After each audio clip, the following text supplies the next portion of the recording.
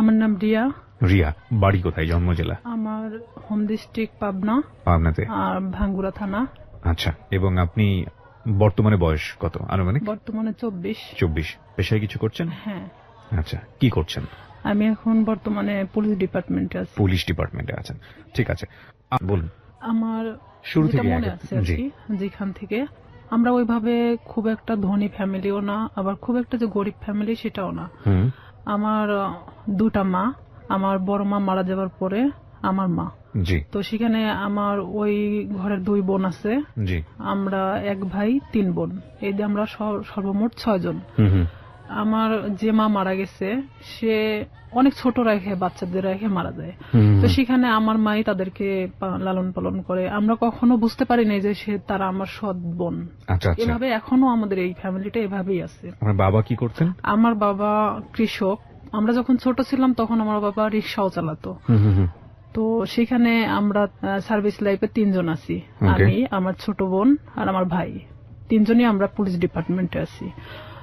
আমি বলি গর্বের বিষয় যে আমার বাবা একজন কৃষক কিংবা রিক্সা চালক হিসাবে আমাদেরকে যেখানে নিয়ে আসছে, এটা অনেক বড় বিষয়। নিশ্চয়ই। আমার বাবা অন্যের জমি চাষ করত, অন্যের জমি লিজ নিত, বর্গা নিত, নিয়ে চাষ করে আমাদের জীবনটা এভাবেই চলতো। কিন্তু কখনো আমরা যে 5 বোন 1 ভাই, আমার বাবা কখনো অন্যের কাছে হাত পাততে দেয়নি। আমরা যতটুকুন পাইতাম, কখনো আমরা বুঝি নাই অভাবটা, কারণ আমাদের বুঝতে দিত না। ঈদের সময় আসলে আমাদেরকে সবাইকে যেভাবেই হোক না কেন ড্রেস দিত। দেখা যেত আমার যে বড় বোন ছিল তাকে ড্রেস দিতেই হবে। তো আমি না এরকম আগে থেকেই ভাবতাম, আমার বাবা তো আসলে একজন কৃষক, সে আমাকে ঈদে দিলে পরের ঈদে হয়তো অন্যজনকে দিবে। কিন্তু আমার বড় বোনের মধ্যে এটা ছিল না। কিন্তু ও মানুষ হিসেবে খুব ভালো একটা মানুষ। কিন্তু সেখানে আমার ভাই তো বড় ছিল, আমাদের 3 বোনের বড় ছিল। ভাই তো ইচ্ছা করলে কিছু করতে পারতো, কিন্তু সে একটা অন্যরকম কোয়ালিটির। তার সাথে কখনো কথা বলা যেত না, রাগান্বিত, সে যেটা ভাববে সেটাই। তো এরকম দেখা গেল যে সে যখন এসএসসি পরীক্ষা দেওয়ার পরে সে ফেল করে, কারণ অন্যরকম বন্ধু বান্ধবের সাথে মিশতো, বিভিন্ন করতো। তো বাবা অনেক করতো যে আমার তো একটাই ছেলে আর ভবিষ্যৎ প্রজন্ম তো আমার এটাই। আমার বাবা দেখা যেত আমার ওই 2টা বোনকে বিয়ে দিয়ে দিছে, আমার বড় মায়ের, আর আমার বোন যেটা বড় তাকেও বিয়ে দিয়ে দেয়। তো দেখে আমার চাচা কিংবা আমার ফুপারা সবাই মিলে ভালো ভালো দেখে বিয়ে দিছে। দেওয়ার পরে তো এখন থাকলাম আমি। আপনার বয়স কত তখন? তখন আমার বয়স 13 বছর। আচ্ছা। তখন দেখা যেত বিভিন্ন সময় আমাকে বিভিন্ন ছেলেরা দেখতে আসতো, কিন্তু এটা আমি পছন্দ করতাম না। আমার চিন্তা ভাবনা ছিল পড়াশোনা করব, আমি নিজের পায়ে নাও দাঁড়ালে আমি একটা ম্যাচিউরড হওয়ার পরে বিয়ে করব, এরকম আমার চিন্তা ভাবনা ছিল।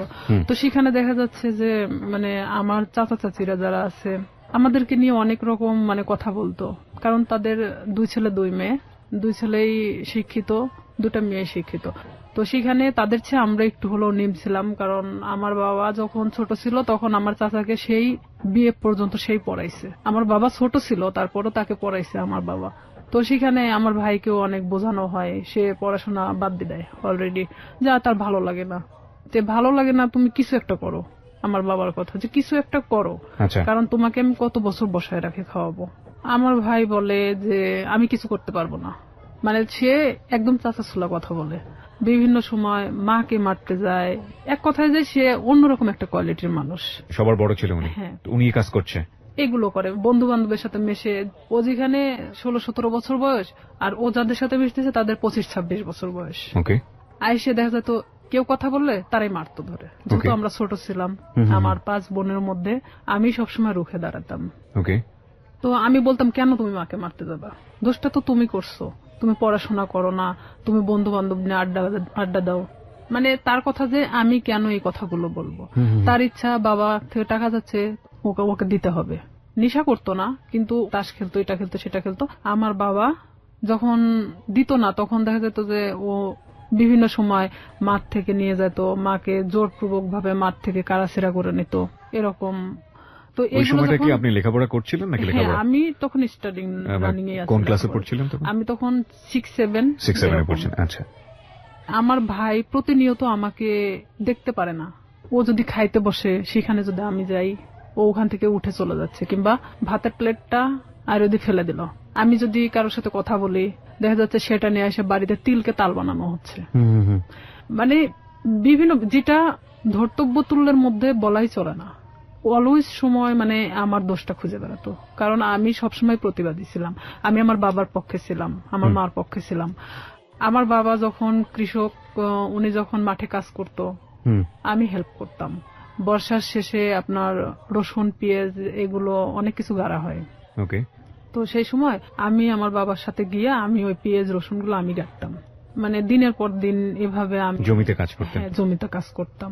তো এলাকার সবাই বলতো যে এটা যদি অমুকের মেয়ে না হয় ছেলে হতো, ভবিষ্যতে অনেক কাজ হতো। তবে আমি পুলিশ ডিপার্টমেন্টে আসার আগে থেকে আমার স্বপ্ন ছিল যে আমি পুলিশ ডিপার্টমেন্টে জব করব। এটা কেন আপনার স্বপ্ন ছিল? এটা জানি না কেন, নয় যে আমি ছোট থেকে অনেক লম্বা ছিলাম, গ্রামের মানুষ সবাই আমাকে সেনাবাহিনী বলে ডাকতো। তো সেখানে দেখা যেত আমার মধ্যে সেই সময় থেকেই একটা জিনিস কাজ করতো যে আমি একটা ডিফেন্সে জব করবো। ডিফেন্সে জব করবেন? আচ্ছা। হ্যাঁ, এটা আমার মধ্যে ইচ্ছা ছিল তখন থেকেই। তো সেখানে আমি যখন বাবার দিকটা দেখতে গেলে আমার পড়াশোনার দিকটাকে একটু হলেও পিছিয়ে যেতে হয়। শুক্রবার সারাদিন আমি আমার বাবার সাথে কাজ করতাম। সে ধান নিয়ে আসতো, আমি তার বোঝা উঠায় দিতাম মাথায়, যে মানে অনেক দূরে, আমার বাড়ি ছেড়ে না হলে 1-1.5 কিলো দূরে। অথচ আমার ভাই কখনো কাজ করতো না। আমার 5 বোনের মধ্যে আমি মানে সবচেয়ে একজন প্রিয় মানুষ ছিলাম। ওকে। আবার নিরীহ একটা বাচ্চা ছিলাম। তো এর মধ্যে আমি যখন 7-এ, যখন আমি উঠি 7-এ ওঠার পরে, তখন আমি হ্যান্ডবল খেলাতে নাম দেই স্কুলে। তো স্কুলে যখন আমি হ্যান্ডবলের নাম দেই, তখন সেখানে আমি এসএসসি পর্যন্ত খেলাধুলা যখন করছি, তখন আমি কিন্তু রাজশাহী বিভাগ পর্যন্ত খেলছি। ওরে বাবা! আমার ইচ্ছা ছিল যে আমি একসময় খেলোয়াড় হব। আচ্ছা। তো এখান থেকে আমার এক বেস্ট ফ্রেন্ড ছিল রূপা। রূপার বাড়ি আর আমার বাড়ি 2 বাড়ি পরে। তো রূপার সাথে আসলে কেউ মিশতো না, কারণ ওর বাবা নিজে থেকে ওকে গানের জগতে ঠেলে দেয়। গান তো দূরের কথা, ওকে নিয়ে মানে এক ধরনের দেহ ব্যবসা করানো হয়, ওর বাবা নিজেই করাতো, যেটা ওর পছন্দ ছিল না। ও আমার সাথে ডিসকাস করতো। এই জিনিসটা আমার ভাই আরো মানে নিতে পারে না, যে কেন আমি রূপার সঙ্গে মিশি। কিন্তু রূপা আমি একই ক্লাসে একই সাথে পড়াশোনা করতাম। বিভিন্ন সময় আমার কাছে আসতো, মানে বইয়ের জন্য কিংবা কোনো কিছুর জন্য। এটা নিয়ে আমার সাথে অনেক সিনক্রেট করতো, আমারে মারতো ধরে। একদিন আমার বইগুলোই পোড়ায় দিছে, যে তোর বই পোড়ায় দিলে তাহলে তোর কাছে আসবে না সে। আমি অনেক কান্নাকাটি করি, পরে আমার বাবা আবার বই কিনে দেয়। রূপার সাথে আমি তখন গভীরভাবে মিশে যাই, যে কেন তার সাথে আমাকে মিশতে দিচ্ছে না। আমি তার সাথে মিশতে থাকি। আমি যখন 8-এ উঠবো, সেই সময় রূপা হঠাৎ করে একদিন মানে ঘুমের ট্যাবলেট খায়। আপনি জানতেন না ওর ঘুমের ওষুধ খাওয়ার কারণটা কি? ওর ঘুমের ওষুধ খাওয়ার কারণটা আমি জানতাম, আগে থেকে জানতাম, কিন্তু ও যে সেদিন খাবে এটা আমি জানতাম না। কারণ ওর বাবা নিজে থেকে দেখা যেত এমন এমন মানুষকে টাকা নিয়ে তার সাথে থাকতে বাধ্য করতেছে, যেটা হয়তো একটা মেয়ের পক্ষে সম্ভব না। যে রূপা এই জিনিসটা পছন্দ করতো না, আর তারপর ওর বাবা এটাকে বাধ্য করতো, ওর পুরো ফ্যামিলি ওকে বাধ্য করতো। তো সেখানে ও অনেক কান্নাকাটি করতো আমার কাছে আসে। তো এর মধ্যে ও একজনকে পছন্দ করতো, নাম হলো আনন্দ। উনি ছিল হিন্দু, রূপা মুসলমান। ও একজন বিবাহিত ছেলে ছিল। ভালোবাসার প্রলোভন দেখে অনেকদিন ওকে ইউজ করছে। আনন্দ ওকে মানে ফুললি না করে দেয়, তখনও এই কাজটা করছে।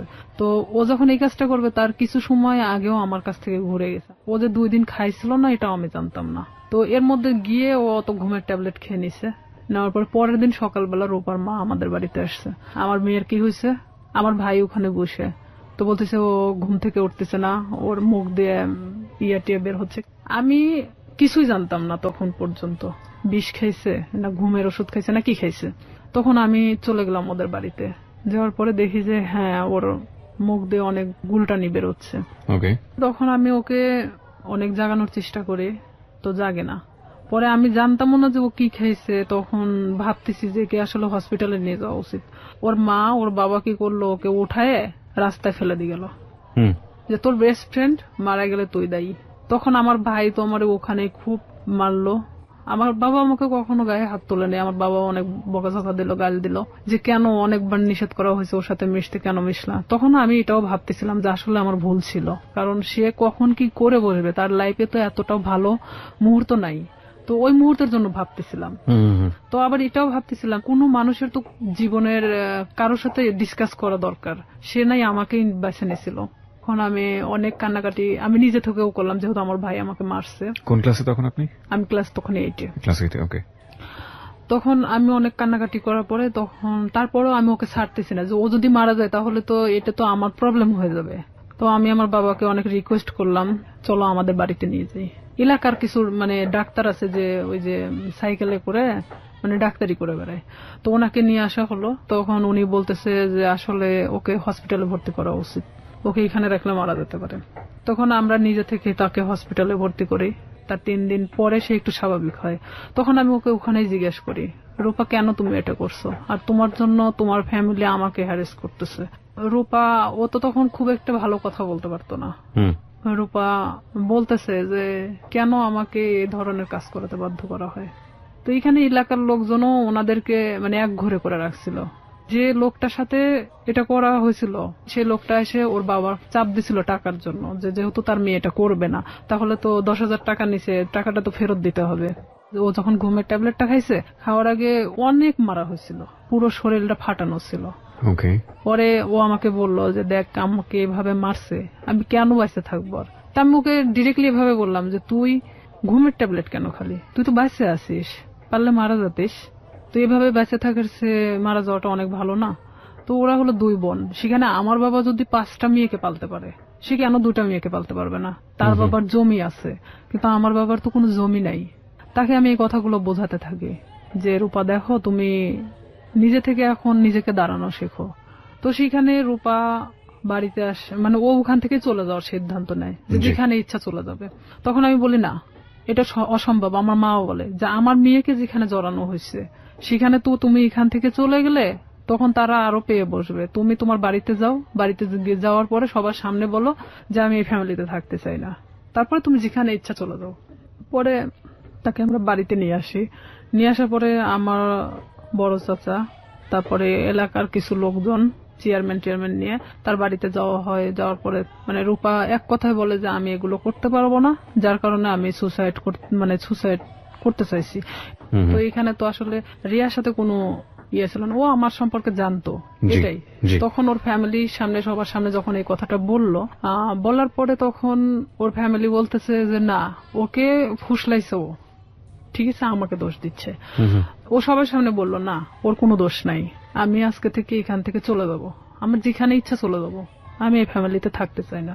তখন ও নিজের ইচ্ছায় ওর বাসা থেকে ওর কাপড় চোপড় যা ছিল নিয়ে বের হয়ে চলে যায়। তো সেখান থেকে আমি এক কথায় যে নিঃসঙ্গ হয়ে পড়ি, একা। তখন দেখা যাচ্ছে যে আমার ভাইয়ের সাথে একটা ছেলে পড়তো, ছেলেটার নাম হলো শামীম। তো এই শামীম, আমি তাকে তখন ভাই বলে ডাকতাম যেহেতু আমার ভাইয়ের ফ্রেন্ড। তো আমাদের বাড়িতে অনেক আগে থেকে ওঠা বসা, সেটা আমি বলতে পারবো না যে কবে থেকে। আমার মনে হয় যে জ্ঞান হওয়ার পর থেকে তাকে দেখতেছি। সে আমাদের বাড়িতে ওঠা বসা করতো, আমি ওইভাবে কখনো তাকে দেখি নাই। আমি আবার কিছু জিনিস নিয়ে ভাবতাম যে আসলে আমার কিছু করা দরকার, পড়াশোনার খরচটাও বেড়ে যাচ্ছে, আর এখানে দেখা যাচ্ছে যে আমি নিজের পায়ে এখন থেকেই দাঁড়াতে চাই। তো সেখানে আমার বাসাটা আসলে প্রপার থেকে 1 কিলো ভিতরে, মানে খুব একটা দূরে না। মাঝখানে একটা অফিস আছে, ডিশ লাইন অফিস। তো সেই ডিশ লাইন অফিসে মেয়েদেরকে নিয়োগ দেওয়া হচ্ছিল যে তারা বিল কালেক্ট করবে। তো 4,500 থেকে 5,000 টাকা বেতন হবে। আমি যদি এই কাজটা করি তাহলে দেখা যাচ্ছে যে অন্তত আমি আমার নিজেকে নিজে চালাতে পারবো, এমনকি আমি একটু হলো নিজের লাইফটাকে বুঝতে শিখবো। তো ওনারা বলতেছে যে তুমি মানে আমাদের ফিক্সড বেতন হলো 4,500 টাকা, আমরা তোমাকে কিছু এলাকা দেব, সেই এলাকাটা নেওয়ার পরে তুমি যদি চাও যে হ্যাঁ আমি তার চেয়ে বেশি নিতে পারবো তাহলে তোমার বেতনটা বাড়বে। আর যদি তুমি সেই এলাকার মধ্যেই থাকো যে এর চেয়ে আমি বেশি পারবো না তাহলে তোমার 4,500 টাকার বেশি হবে না। আমাকে সব কথা খুলে বলা হয়। প্রথম মাসটা আমি 350 কার্ড নেওয়া হয়, 4টা এলাকায় 350 কার্ড ছিল, মানে 350 ডিশ লাইন ছিল। তখন আমার তো নিজের এলাকা, প্রপার থেকে আমার বাড়ি যতটুকুন দূরে এতটুকুনের মধ্যে সবকিছু। তো এক একটা বাড়িতে দেখা যাচ্ছে 2টা-3টা করেও ডিশ লাইন থাকে। তো 350 কার্ড খুব একটা বেশি জায়গা না। আমার ভাই এটা পছন্দ করতো না, কিন্তু আমার বাবা পছন্দ করতো। তো সেখানে আমি যখন এই কার্ড নিয়ে প্রথম বাড়ি বাড়ি যাই, তাদেরকে আমি বলে আসি যে দেখেন আমি তো প্রত্যেকদিন আসতে পারবো না, হয়তো একটা এলাকায় আমি 1 দিন করে ঢুকবো, আপনারা একটু টাকাটা রাইখে দিয়েন, বেশি তো না 100 টাকা করে রাইখে দিয়েন, আমি এসে নিয়ে যাব। তো আমি এভাবেই যখন বিল কালেক্ট করতে থাকি, আমার দেখা যেত যে মাসে 3 দিন বের হলেই হয়ে যেত। আমি ইচ্ছা করলে আরো মানে জায়গা নিতে পারি। ডিশ লাইনে আপনি মেয়ে হয়ে হয়ে বিল কালেক্ট করতেন, কোনো সমস্যা হতো না? আমাদের ওখানে সবাই মানে মেয়েরা করে সব কাজ। আচ্ছা আচ্ছা, ওকে, খুব ভালো তো। হ্যাঁ, তো আমি আমার স্কুল শেষ করে আমি যখন হাঁটে আসতাম ওই এলাকা দিয়ে, তখন আমি ওই বিল কালেক্ট করতে করতে চলে আসতাম। এটা শামীমের বাড়ির মধ্যেও পড়ছে আমার এলাকাটা। জি। তখন শামীমের বাসা তো ওই ডিশ লাইনের অফিস থেকে 200-300 গজ দূরে হবে। একদিন হঠাৎ করে শামীম আমাদের বাড়িতে আসে। উনি কি মানে সম্পর্কে কি হতো আপনাদের? সম্পর্কে আমার ভাইয়ের বন্ধু। আপনার ভাইয়ের বন্ধু হতো? হ্যাঁ, ওইভাবে চিনা, কিন্তু আমি কখনো কথা বলতাম না। হঠাৎ যদি কথা বলতাম মানে ভাইয়া হিসাবে কথা বলতাম। সে আমার 10 বছরের সিনিয়র ছিল। উনি আমাকে একদিন এসে খোঁজ করে আমার মার কাছে। মাকে এসে বলতেছে যে রিয়া কোথায়? তো আমার মা বলতেছে ভিতরে আছে। এখন আমাকে ডাক দিল, আমি আসলাম। তো বলতেছে যে তোমার নাম্বারটা দেওয়া যাবে? তো বললাম কেন? আমার মার সামনে বলতেছে। তো বললাম কেন? তো বলতেছে যে আসলে আমার তো 2 মাসের বিল দেওয়া হয় নাই, তো আমি তো এই মাসেও দিতে পারবো না, তো যখন দিব তখন তোমাকে আমি ফোন দেবো। তো বললাম ঠিক আছে। যেহেতু ভাইয়ের বন্ধু, সেখানে তো আমি কখনো এ ধরনের কোনো কিছুই ভাবি নাই তাকে নিয়ে। আমাকে যেদিন নাম্বারটা নিয়ে গেছে তার পরের দিন রাত্রে ফোন দেয়। এটা হলো 2007 সালের ঘটনা। আমি তখন ক্লাস 8 এর শেষের দিকে। আমি ফোনটা রিসিভ করলাম। রিসিভ করার পরে সে কথা বললো না। আর আমি ওনার নাম্বারটা চিনতামও না, কথা বলে না। তো 2-3 বার আমি ফোনটা রিসিভ করলাম। রিসিভ করার পর তখন রাত 12টা বাজে। আর 2007 সালের ওদিকে 12টার পরে যে 25 পয়সা মিনিট ছিল, তো সেই সময় ও আমারে ফোন দিত। তো ফোন দিত, আমি কথা বলি যে কে কে এরকম বলতাম। আর তখন ওইভাবে আসলে ব্ল্যাক লিস্ট এটা সেটা বুঝতামও না। তো ওইভাবে তো ফোনটা ব্ল্যাক লিস্টও করতে পারতেছি না। এখন আমি তো বারবার বলতেছি কে আপনি, কথা বলেন না কেন? তো হঠাৎ করে অন্য একটা নাম্বার থেকে ফোন দিছে। তো এখন বলতেছে রিয়া আমি শামীম। আমি বলতেছি কোন শামীম? তো বলতেছে যে তুমি আমাকে চেনো না? আমি বললাম না। তো আমি তখন বুঝতে পারছি যে শামীম বলতে তো উনি হবে। তো আমি বলতেছি না, আমি তো ঠিক চিনলাম না, আপনি কে? তো বলতেছে যে আমি তোমার ভাইয়ের বন্ধু। তো আমি বললাম হ্যাঁ বলেন, তো এত রাত্রে ফোন দিচ্ছেন কেন? তো বলতেছে যে তোমার সাথে আমার কিছু কথা ছিল। তা আমি বললাম ঠিক আছে বলেন, সমস্যা নেই। তো বলতেছে যে তোমারে কেউ একজন পছন্দ করে। তো আমি জানতাম, আমার এক ক্লাসমেট ছিল, ওর নাম ছিল হামিদুল। তো ও আমাকে এর আগে ঠিক 4-5 দিন আগে ও আমাকে মানে প্রপোজ করে, যেটা আমি অ্যাকসেপ্ট করি না। না করাতে তো আমি ভাবলাম যে ওরই বাড়ির পাশের, আবার ভাবলাম যে হয়তো ওকে ওই কথাটা বলছে যার কারণে আবার আমাকে এটা জানাচ্ছে। তো আমি বলতেছি আমি জানি যে কে। তো বলতেছে কে? তো বললাম হামিদুল। আমি ওকে পছন্দ করি না, ওকে নিষেধ করে দিয়েন, ও যেন আমাকে এ ধরনের মানে প্রস্তাবন না দেয়। তখন বলতেছে আমি তো এটা জানতাম না যে হামিদুল তোমাকে পছন্দ করে। তা আমি বলতেছি তাহলে আপনি কার কথা বলতেছেন? তো বলতেছে যে আমি আমার নিজের কথাই বলছি। সে ডিরেক্টলি এভাবে বলতেছে যে আমি আমার নিজের কথাই বলতেছি। সে যখন এভাবে বলতেছে যে আমি আমার নিজের কথা বললাম, তখন আমি এক মুহূর্তের জন্য চুপ হয়ে গেছি যে সে কি বলে, এটা কি আদৌ সম্ভব যে আমার ভাইয়ের বন্ধু, তারপরে আমার চেয়ে 10 বছরের সিনিয়র। তো আমি সেখানে না বলে দিই, যেটা ভাই কখনোই সম্ভব না। কারণ আপনি বলা চলে যে এটা বড় ফ্যামিলির ছেলে, সেখানে আমি কিন্তু এটাতে রাজি না, আপনি অন্য কোথাও দেখতে পারেন। আমি ডিরেক্টলি ভাবে বলে দিলাম। কারণ তখন পর্যন্ত আমার মধ্যে ইচ্ছা ছিল যে আমি শুধুমাত্র বড়ই হব, নিজের লাইফে এমন কিছু করব যেটা হয়তো সবার কাছে আমি উঁচু গলায় বলতে পারবো যে আমি লাইফে এত কষ্টের পরেও এখানে এসে দাঁড়াইছি। তো সেখানে ওর সাথে আমি ওখানেই শেষ করে দেই কথা। শেষ করে দেওয়ার পর আমি ওকে বলি যে আপনি আমাকে কখনো ফোন দিবেন না, আর যদি ফোন দেন তাহলে কিন্তু আমার ভাইকে বলে দেব। তখনও বলে যে না, বলার দরকার নেই, আমি কখনো ফোন দিব না। পরে আমিও চুপচাপ থেকে যাই, যেহেতু এটা তার আর আমার মধ্যে কথা হয়ে গেছে, আর সে তো আমাকে ফোন দিবে না বলছে। তো পরে যখন ও তার 5 দিন পরে আমারে ফোন দেয়, আমি তখন একটা এলাকাতে ছিলাম, মানে বিলটা ওঠাচ্ছিলাম, সে সময় আমার ফোন দিছে অন্য একটা নাম্বার থেকে। তার যে কতগুলো নাম্বার ছিল আমি নিজেও বলতে পারি না, তার অনেক নাম্বার ছিল। সে বিভিন্ন সময় বিভিন্ন নাম্বার থেকে আমাকে ফোন দিত। বিভিন্ন ছেলেদের সাথেও কথা বলাতো, মানে হঠাৎ করে একটা অন্য কণ্ঠ। আমি যখন মানে বলতেছি কে আপনি, এটা সেটা জিজ্ঞেস করতেছি, তখন দেখা যাচ্ছে যে আবার ফোনটা মানে নিচে নেওয়ার পরে বলতেছে আমি অমুক। তা আমি যখন বললাম যে আচ্ছা আপনি এরকম কেন করতেছেন আমার সাথে, পরে ও এটা নিয়ে বলতেছে যে আমি সিরিয়াস, তোমাকে পছন্দ করি। তো আমি বললাম ঠিক আছে, পছন্দ যখন করেন এটা তো আসলে পছন্দের বিষয় হলো এমন একটা জিনিস থাকে, সেটা হলো যে কিছু জিনিস আছে যে সুন্দর, কিন্তু সেটা আমার জন্য না। ওকে। তো সেখানে আপনি একটা বড় লোক ফ্যামিলির ছেলে, আপনার সাথে সম্পর্ক হওয়াটা আমার জন্য অনেক ওই ছিঁড়া কাঁথায় শুয়ে লাখ টাকা স্বপ্ন দেখার মতো। এটা কখনোই সম্ভব না।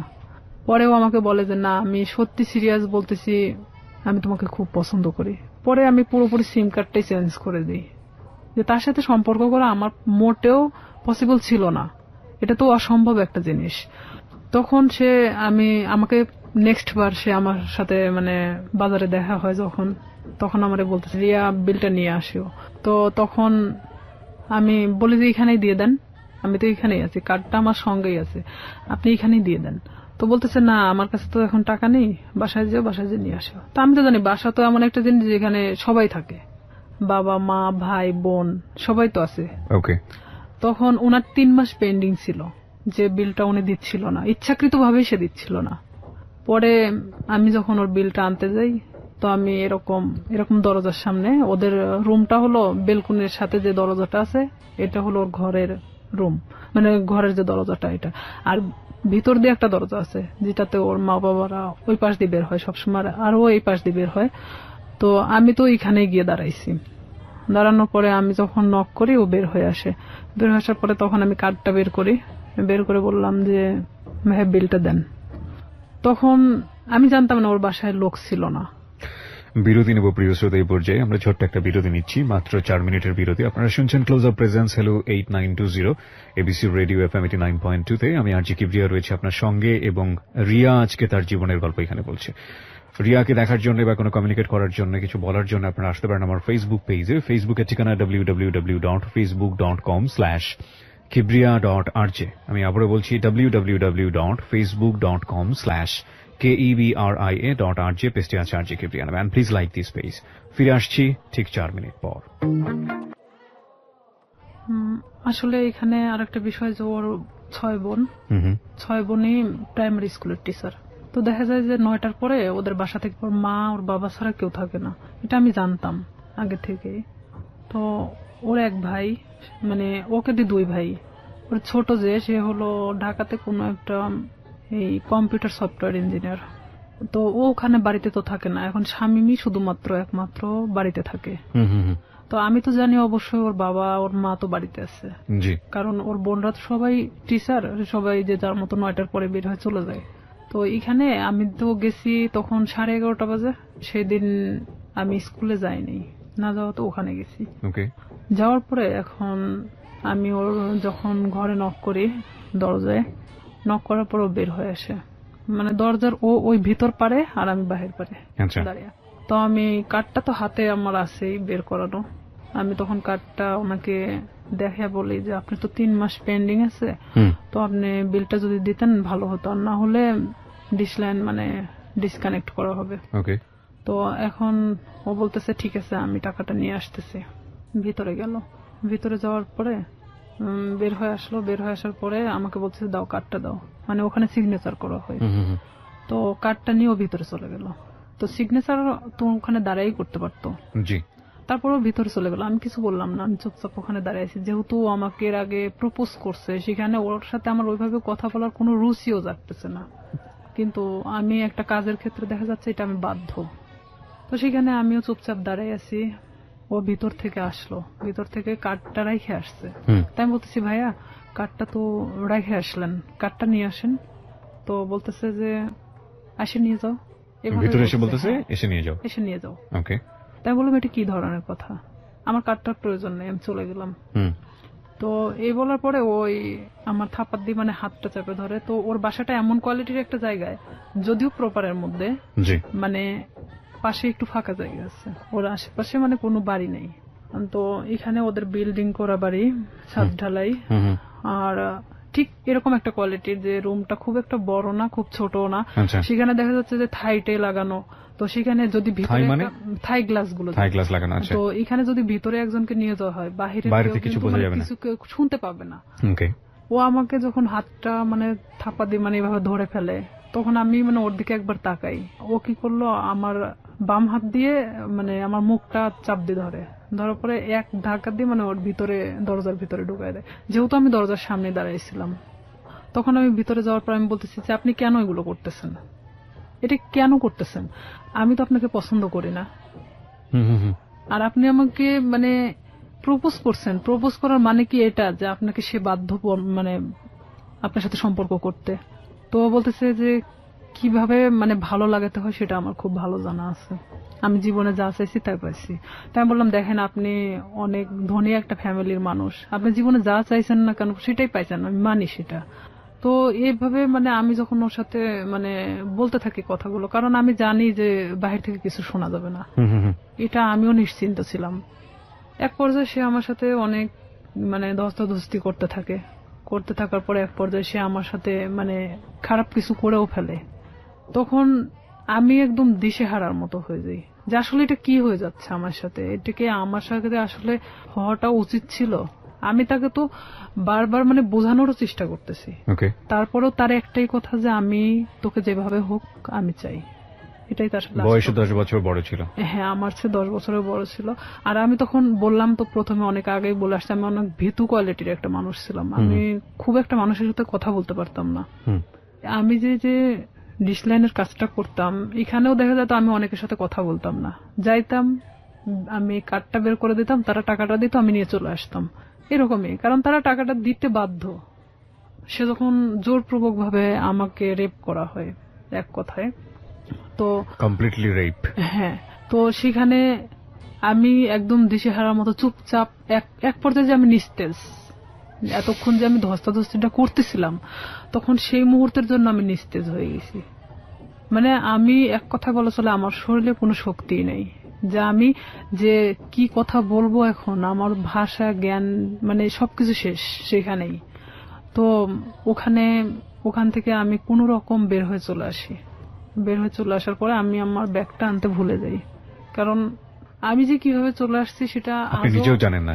আমার মনে হয় যে আমি নিজেও আসলে বলতে পারবো না যে আমি কিভাবে ওখান থেকে আসছিলাম, তবে আমার এটাই মনে হয় যে আমি কোনো না কোনো ভাবে বের হয়ে চলে আসছিলাম। তো সেই মুহূর্তে ও আমাকে আটকে রাখার চেষ্টাও করে নাই, আর আমি বের হয়ে চলে আসছি। ও শুধু দরজাটা খুলে দিয়েছে, আমি বের হয়ে আসছি, এটুকুনি। কিন্তু ওখানে যে আমার ব্যাগটা রয়ে গেছে, আমার কার্ডগুলো রয়ে গেছে, মানে এরকম কোনো জ্ঞান আমার মধ্যে ছিল না, কারণ এরকম শট আমি কখনো খাইনি যেটা ওই মুহূর্তের জন্য পাইছি। তখন আমি বাড়িতে চলে আসি ডিরেক্টলি। বাড়িতে আসার পরে আমার মা জিজ্ঞেস করে তোর ব্যাগ কোথায়। তো এখানে আরো একটা কথা, আমি আরেকজনের সাথে মিশতাম, সে আমার সম্পর্কে ভাগ্নি হয়, সাথী নাম। সে অবশ্য 2013 সালে সুসাইড করছে, মারা গেছে সে। সাথীদের বাড়িতে আমি উঠা বসা করতাম মাঝে মধ্যেই। তো আমি মারা এভাবে বলতেছি, মা আমি মনে হয় সাথীদের বাড়িতে রেখে আসছি, কিন্তু আমি কিন্তু শিওর না, আমি এমনি তাকে বোঝানোর জন্য যে আমি সাথীদের ওখানে মনে হয় ব্যাগটা রেখে চলে আসছি। তাই আমার মা কিছু বললো না, কারণ সাথীদের বাড়ি আমার বাড়ি থেকে 5-6 বাড়ি দূরে।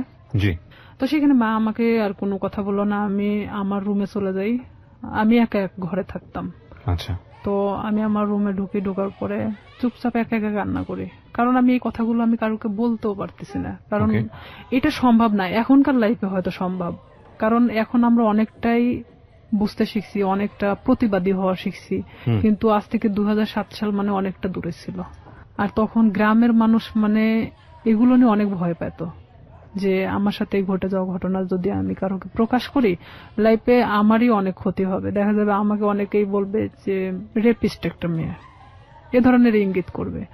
যার কারণে আমি চুপচাপ মানে কোনো কথা না বলে কারোকেই বলিনি, আমি সব নিজের মধ্যে রাখি। এভাবে যখন আমি নিজের মধ্যে রাখি, শামীম আমাকে বারবার ফোন দেয়, আমি ফোনটা রিসিভ করি না। রিসিভ না করাতে ও আমাকে প্রায় আমাদের এলাকায় এসে দাঁড়ায় থাকতো। আপনি এই যে এত বড় একটা ঘটনা ঘটে গেল, এরপরে আপনি কোথাও বিষয়টা শেয়ার করেননি কারোর সঙ্গে? কাউকে কিছু বলেননি? কারণ আমি তো আসলে ভাবতেছিলাম যে আমি এই কথাটা কিভাবে বলবো, যাকেই বলবো না কেন এটা তো বার্গেনিং হয়ে যাবে, আর পুরো এলাকা ছাড়া যাবে। তখন আমি কিভাবে মানুষের সামনে মুখ দেখাবো? আমার তো সুসাইড ছাড়া তো উপায় ছিল না তখন, কারণ এটা মানে একটা গ্রাম্য মেয়ের কাছে যে কতটা লজ্জাজনক। কিন্তু আমি তো একটা গ্রামে বড় হয়েছি, সেখানে আমার কাছে অনেকটাই কষ্টের জনক ছিল, কারণ সেখানে দেখা যাচ্ছে যে আপনি কিছু নাও করলে আপনার কোনো একটা ব্যাড সাইড নিয়ে তারা সবসময় গবেষণা করে। আর এটা তো অনেক একটা বড় বিষয় ছিল। তখন আমি আমার ফ্যামিলির তো কারোকে জানাই নেই, বাট এখানে আমি যে সাথীর সাথেও মিশতাম, মানে এই রূপা চলে যাওয়ার পরে আমি সাথীরও কখনো বলি নাই যে আমার সাথে এরকম কিছু একটা হয়েছে। পরে এটা যখন ঠিক 1.5 মাস পর আমি কেন জানি বুঝতে পারি যে আমার মধ্যে কোনো একটা পরিবর্তন হচ্ছে। পরিবর্তনটা এরকম, হয়তো আমার কোনো কিছু ভালো লাগে না, খাইতে মন চায় না, উঠতে মন চায় না, বসতে মন চায় না, মানে আমি একটা অন্যরকম জিনিস ফিল করতেছি নিজের শরীরের ভিতরে। হ্যাঁ, যেটা এক কথায় যে আমি ঘুমাইলে উঠতে পারি না, মানে খালি ঘুমাতেই মন চায়। তারপরে আমার মা জিজ্ঞেস করতো যে তুই এরকম তো ছিলি না, খাওয়া দাওয়া বন্ধ, মানে কেমন একটা অন্যরকম।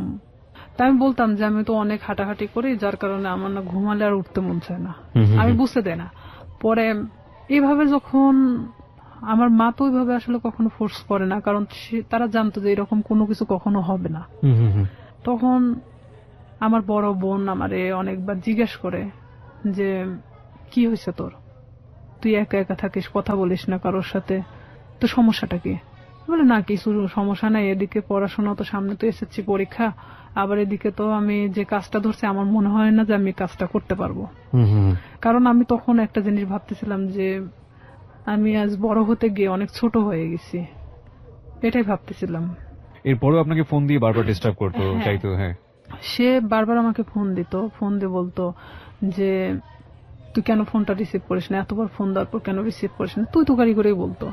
আমি বলতাম দেখেন আপনি আমাকে কেন এরকম করতেছেন, এটা করার মানেটা কি, যা হবার তা তো হয়ে গেছে, আপনি তো একটা মেয়েকে ভোগ করার দরকার ছিল, করছেন। আমি এভাবেই বলি তাকে, তাহলে আর কি দরকার? তো সে আমাকে বলে যে না, কিন্তু আপনাকে আমার এই প্রশ্নটা আবারও করতে হবে। এত বড় একটা ঘটনা ঘটে যাবার পরে আপনি বাসায় শেয়ার করলেন না কেন, কাউকে জানালেন না কেন? শেয়ার করিনি আসলে, এটা আমি অনেকটা ভীত ছিলাম, যেহেতু আমার ভাই পূর্বে থেকে আমার সাথে ভালো সম্পর্ক না। এখানে যদি আমি শেয়ার করি দেখা যাচ্ছে যে অনেকটা আমার দিকেই গড়াবে। আচ্ছা, এটাও একটা বিষয় ছিল। আর একটা কথা যে সমাজ, যেটা মানুষ হয়তো আমাকে খারাপ ইন্ডিকেট করবে যে মেয়েটা এরকম হয়েছে, হয়তো আমার প্রফেশনাল লাইফে আমি যেটা হতে চাচ্ছি সেখানে আমি আমার লাইফ নিয়ে সবসময় বেশি ভাবতাম। আমাদের সোসাইটিটাই ফরচুনেটলি আর আনফরচুনেটলি এরকমই। আমরা কোনো ঘটনা ঘটে গেলে সেটা নিয়ে যতটা কেওয়াস তৈরি করি, কেউ কখনো ভেতরে যাওয়ার চেষ্টা করি না। এবং সেটার রিফ্লেকশন ইদানিং ফেসবুকে এত বেশি দেখা যায় যে সামটাইমস উই ফিল অ্যাশেমড, লজ্জিত হই। আমাদের আসলে প্রত্যেকটা জিনিসই একটা জিনিস কি, আমরা যে কথাটা বলি, আমরা যে কাজটা করি বা যাই করি না কেন, সেটা কিন্তু শুধুমাত্র আমি না, আমার ফ্যামিলি, আমার বেড়ে ওঠা, আমার সবকিছুকে ফোকাস করে। আর কোন একটা মানুষের কোন পার্টিকুলার বিষয় ধরে সে বিষয়টা নিয়ে নাড়াচাড়া করা, কাউকে খুব সোজাভাবে মন্তব্য করে দেয়া, বিশেষ করে এই যে রেপের মতো ঘটনাটা, যেটা হলে আমাদের সমাজে সবসময় মেয়েদের দিকে আঙ্গুল তোলা হয়, ভিকটিমের দিকে আঙ্গুল তোলা হয়। এবং দেখবেন যে পত্রপত্রিকায় যখন সংবাদ আসে, আমরা আমাদের সামাজিকতার কথা ভেবে ওই মেয়েটাকে আমরা সামনে আনি না, ফোকাস করি না, তার ছবি প্রকাশ করি না। কেন করি না এই কারণে সামাজিকতায় সমস্যা হবে। তার মানে আমাদের সামাজিকতা কতটা দুর্বল। একজন মানুষ, আমি সম্ভবত ইন্ডিয়াতে এরকম একটা কেস আমি দেখেছিলাম যে সে রেপড হয়েছিল এবং সে ভিকটিম বলতেছিল যে আমি কোথাও ফেস লুকাবো না, আমি টেলিভিশনে গিয়ে সাক্ষাৎকার দেবো, আমি বলবো আমার সঙ্গে এটা হয়েছে ওটা হয়েছে। আমি কেন ফেস লুকাবো, আমি তো কোনো অপরাধ করিনি। আমি বলছি না যে ইন্ডিয়ার সমাজ আমাদের চাইতে অনেক বেশি অ্যাডভান্স, বাট তার চিন্তা ভাবনাটা অনেক বেশি অ্যাডভান্স ছিল। কিন্তু বড় কথা হচ্ছে সে এতটা সাহসী পদক্ষেপ নিয়েছে, ঠিক আছে, কিন্তু এই সাহসী পদক্ষেপ কি সমাজ ভালোভাবে দেখেছে? এবং দেখে না বলেই আমরা যে মেয়েটি রেপ হয় তাকে আমরা ফোকাস করি না এবং করতে পারি না। সো যেটা বলছিলেন আপনি, তারপরে যখন আপনি যে জায়গাটায় ছিলেন যে আপনি ফ্যামিলির কাউকে বিষয়টা শেয়ার করেনি এবং আপনি শরীরের মধ্যে একটা চেঞ্জ পাচ্ছিলেন, ঘুমাচ্ছেন তো ঘুমাচ্ছিলাম। আবার আরেকটা কথা যে আমি আমার প্রফেশনাল লাইফটাকে নিয়ে বেশি ভাবতেছিলাম। এটা আমার ছোট থেকে স্বপ্ন ছিল পুলিশ হওয়ার। আর আমি এটা জানতাম যে কোনো মেয়ে যদি বিবাহিত কিংবা এরকম কোনো তার ঘটনা থেকে থাকে তাহলে সে কখনো পুলিশ ডিপার্টমেন্টে ঢুকতে পারবে না।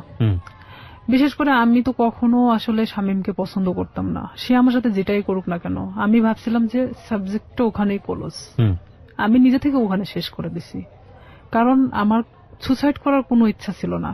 আমি কারোর কাছে রেপ হয়েছি তার মানে এই নয় যে আমি হারে গেছি, এটা আমার মধ্যে ছিল না যে আমি সুসাইড করব। আমি কখনো হারতে শিখি নাই, যেখানে গেছি না কেন আমি যদি কষ্ট করে হলো সেটাকে আমি অর্জন করছি। তো সেখানে দেখা যাচ্ছে আমি আমার চেঞ্জের বিষয়টা, যে আমি নিজের মধ্যে মানে কোনো কিছু ফিল করতেছি যে আমি খাওয়া দাওয়া এটা সেটা আমার খুব প্রবলেম হচ্ছে, তখন আমি নিজেই মানে এটা নিয়ে ভাবতে থাকি। তখন কেন জানি মনে হয় যে আচ্ছা শামীম তোমার সাথে এটা করছে, আর আমি আসলে প্রেগনেন্ট বিষয়টা বুঝতাম না তখনও, যে কিভাবে এটা মানে প্রেগনেন্ট হয়। জি।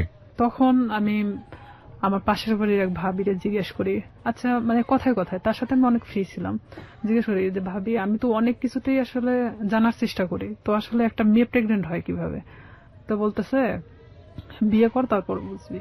আমাদের সে হাসতে হাসতে কথা বললো। তো বললাম যে আপনি তো ভাবি, তো আপনি না বললে আমরা শিখবো কোত্থেকে? আমি আবার তাকে হাসতে হাসতে কথাটা বলি।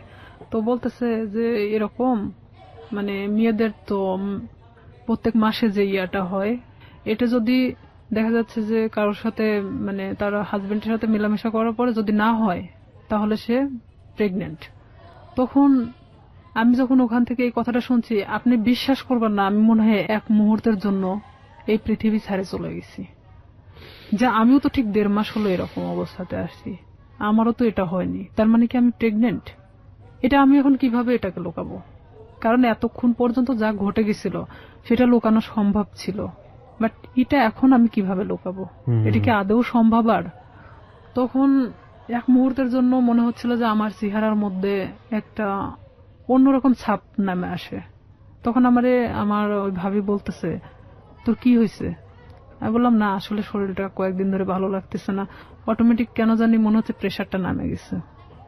তো আমি তো ওখানে বসে পড়ি, প্রায় আমি আধা ঘন্টার মতো বসে মানে নিজে নিজে ভাবতে থাকি। আর আমার শরীরটা এত ঘামতেছিল, মানে এক কথায় যে আমি মৃত মানুষের মতো বসে আছি।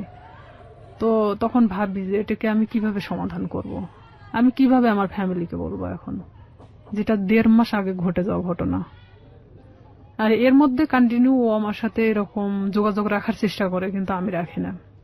তখন ইচ্ছাকৃতভাবে আমি ওকে ফোন দেই ব্যাপারটা আসলে জানানোর জন্য যে এটার কি কোনো সমাধান আছে কিনা, যদি হয় নিজে থেকে সমাধান করার মতো। কারণ আমি চাই না যে আমি আমার লাইফে কখনো থেমে থাকি কারোর জন্য। তখন ওকে আমি যখন ফোন দিয়ে বলি যে শামীম আমি তো এরকম, আর এটা বিষয় তো আমি জানতামও না, তুমি তো আমার চেয়ে 10 বছরের সিনিয়র, তুমি যে আমার সাথে এটা করছো, যেটাই করো না কেন তুমি আমাকে বলতে পারতা যে এরকম হওয়ার সম্ভাবনা আছে, তুমি সেটাও আমাকে বলো নাই। তো এখন বলতেছে যে এখন তুই কি করবি সেটা তুই জানিস, সেটা আমি জানি না। তখন থেকে totally or SIM card of, মানে যখন আমি ব্যাপারটা ওকে জানাই তখন থেকে ওর সিম কার্ডটা টোটালি অফ করে দেয়।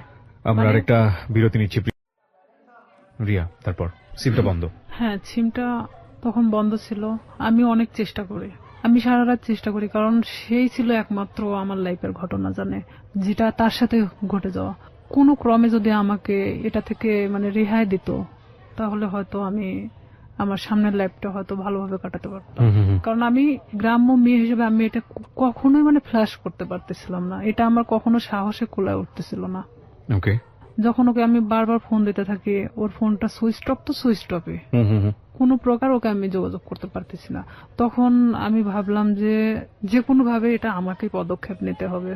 তখন পরের দিন সকালবেলা মানে আমি পুরোটাই আনবো না, এক কথায় যে মানে পাগল বলা চলে, আমার মা খাইতে বললো আমাকে, আমি না খেয়ে বের হয়ে গেলাম বাড়ি থেকে।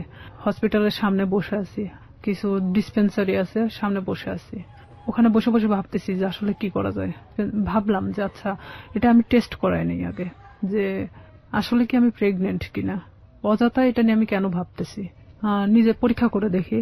তো এখানে যে প্রেগন্যান্সি টেস্ট করানোর জন্য আপনার যে টেস্ট টিউব যে কাঠিগুলো পাওয়া যায়, ভাবতেছি যে আমি দোকানে কিনতে গেলে তারা ইভেন কি ভাববে আমি একটা অবিবাহিত মেয়ে, তো সেখানে আমি কেনই বা ওটা চাইতে যাব।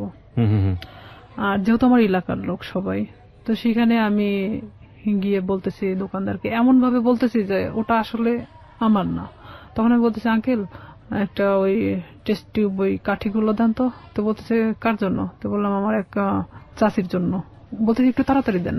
মানে এমন আমি উৎসাহী দেখাচ্ছিলাম যে আমি আসলে এটার প্রতি কোনো চিন্তা করতেছি না, জাস্ট আমাকে কেউ কিনতে দিছে এরকম ভাব। তো আমি ওটা নিয়ে বাড়ি চলে আসি। বাড়িতে আসার পরে আমি বাথরুমে গিয়ে আমি টেস্ট করাই। টেস্ট করানোর পরে দেখি যে হ্যাঁ আমি প্রেগনেন্ট। আমি নিশ্চিন্ত সেখানে, পরে আমি আর উঠে দাঁড়াতে পারতেছি না। যতটা এটা নিয়ে নিশ্চিন্ত হচ্ছি, এতটা আমি নিজে থেকে নর্মাল হয়ে পড়তেছি। যেহেতু আমি এটা নিশ্চিত হতে পারছি, এখন এটাকে কিভাবে সমাধান করতে হবে সেটা ঠিক আমাকেই করতে হবে। আমি যে দোকান থেকে ওটা নিছি, তো ওই দোকানে গিয়ে আমি বললাম যে আঙ্কেল, যার জন্য কাঠিটা নেওয়া হয়েছিল আমার সে চাচি হয়, তো ওনার তো 1 বছরের একটা বাচ্চা আছে। তো আসলে এটা সত্যি যে আমাদের চাচিমার 1 বছরের একটা বাচ্চা ছিল। আমি বলতেছি ওনার তো 1 বছরের একটা বাচ্চা আছে, তো উনি আবার তো প্রেগনেন্ট, তো উনি এটাকে অ্যাবর্শন করাতে চাচ্ছে। তো বলতেছে কয় মাস?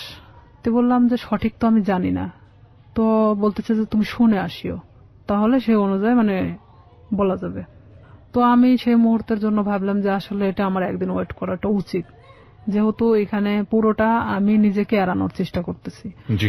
পরের দিন সকালে আবার যাই, যাওয়ার পরে বলতেছি যে আমার কাছে বলা হয়েছে 1.5 মাস। তো বলতেছে যে 1.5 মাস হলে আসলে এইভাবে তো এগুলো খুব সেন্সিটিভ একটা জিনিস, অনেক রিস্কি হয়ে যায়।